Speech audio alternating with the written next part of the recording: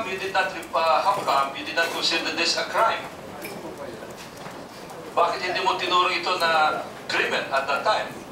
Because it did not materialize, Your Honor. I turned down the offer, and even though the follow-up telephone calls, I turned it down.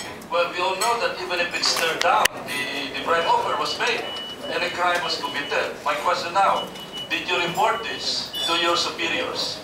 Ito ba na-report mo kay Prosecutor Sunyo? Not anymore, Your Honor. Hindi mo na-report. Na-report mo ba ito kay Department of Justice Secretary Gonzales? Hindi na. As a responsible official, hindi mo na-report. Sabi mo, hindi ka nabigyan ng pagkakataon na magpaliwanag doon sa mga naunang hearing, the first hearing and then the second hearing. Mr. Chairman, I have here a copy of the NBI report. The NBI Special Task Force final report on the reported bribery of NPS and PIDEA officials relative to the Alabang Boys case. I reviewed this. There is nothing here, Mr. Chairman, where the revelation of Prosecutor Resado is included. May we know from Prosecutor Resado why he did not volunteer this information after all the assaults already on the integrity of the prosecution task force on the DOJ. May we know from Prosecutor Resado? Yes, Your Honor. You had all the time. No congressman was interfering with you. Tama po yan, Your Honor. Yung time po na sinabmit ko yung ating statement sa PDEA sa NBI, ay meron na pong gag order ang Presidente na itigil na yung bangayan. Pangalawa, on public revelations. The President didn't gag you to report on a crime because that would be illegal on the part of the President to gag you. Are you not aware of that? You think the President is empowered to gag you to report a crime? that was my interpretation of the situation, Your Honor. Pangalawa pong dahilan, I am suggesting to this committee that the President is preventing you from reporting a crime. I beg to disagree. I don't think the President is willing and capable of doing that. Your Honor, marami pong dahilan. Una nga po, yung dahilan na yan. Pangalawa po, as much as possible, I do not want to be confrontational with personalities. Kasi po, ang nagdadamis dito at DOJ at PIDEA. Iniiwasan po namin lumaki ang gulo. Gusto ko naman matahimik na matapos na. Alam mo, in spite of the fact na napaka-serious ng aligasyon laban sa inyo, hindi mo pa rin ito nilabas. You had all the opportunity. Ito nga, at dito nagtanong na sila Director Mantaring, may we know Director Mantaring and Mr. Dalumpines, Attorney Dalumpines. May we know whether Prosecutor Resado mentioned that or volunteered information to you that he was offered a bribe by the PIDEA. May be given the chance to answer, Your Honor. I am Regional Director Ricardo Diaz, the spokesperson of the NBI.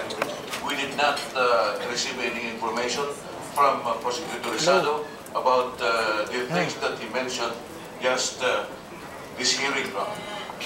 May we know from Prosecutor Resado whether Secretary of Justice Gonzales was aware of what you just revealed a few minutes ago? I is not aware, Your Honor. So you did not even, in spite of all the assaults, this representation even asked Secretary of Justice Gonzales to resign? Or he stated that the honorable option for him is to resign in spite of that? In spite of all the negative articles, column mentions, etc., you did not volunteer that information to him? I did not, Your Honor. Kasi nga po, iniiwasan ko na magka-personalan dahil naging magkaibigan na naka-monitor ka kay? At nagtatawagan. Pero Hindi po, ka. lumalabas ngayon. Hindi ko kayo, yung video ko eh. Mr. Chairman, Kaya kailangan ko nilabas ang katotohanan. Mr. Chairman, there are two things that bother me. Number one, this revelation came too late in the day. You are a prosecutor. You need not be a lawyer to say and to appreciate that the credibility of a statement that comes too late in the day is very low. I think you should know that.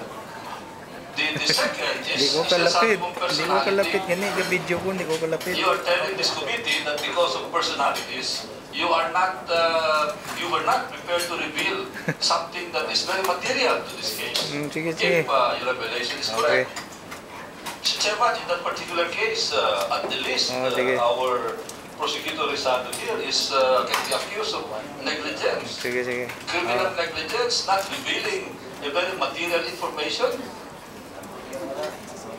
Kanina lang po ako tinanong ng direct question. No, no, si asawa ni Nora lang ito director You kayo. had to be directly questioned by Congressman Defensor to state something that is very relevant. Napaka-relevant yan eh. Sige, sige. Now, we go back to the 800,000. Alam mo, itong 800,000 na ito, this is material. In your case, because you are a public official. The 800,000, Mr. Chairman, is disproportionate to the income of a prosecutor. How much is the annual income, if I may ask, of a prosecutor? Remember, yung pagtungan na sa PINA, like Human Resources Department, Okay, can we have the information? This is very material. Maybe a ballpark figure.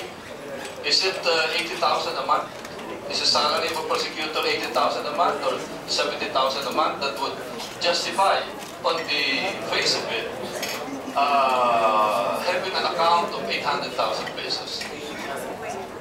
Your Honor, magkaiba-iba po bawat prosecutor. So mga Kasi roughly a ballpark figure. ang aming estimate po sa akin is umaabot ng 45 to 50,000. 45,000. So 45,000 would be roughly about $500,000 a year. So if you look at the 800,000, yung 800,000 may be considered on the base of it disproportionate to the income. And we all know that when a public official has an asset which is disproportionate to his income, the burden of proof is on him to prove that these assets were acquired using legitimate means. Is that correct? Tama, di ba? So, kaya yung tinatanong namin, yung 800,000, it came from nowhere. That's why, Mr. Chairman, it's very important for us to establish kung saan nanggaling yung 800,000. And that is why, yung sinasabi ni Congressman Barsaga kanina, malaki may tutulong niya na ipakita mo to waive your right subject to certain conditions so that we can look at the, if I may use the term, the genesis of that account. In other words, when was that account born? How did it develop? How did it become 800,000? Because that will help you in justifying an amount which on the face of it is disproportionate to your income. Importante yan. Alam mo naman yun, prosecutor, di ba? That is not just in the area of bribery, that is in the realm of corruption already. Because now, we have to traverse another provision of the law, which is corruption.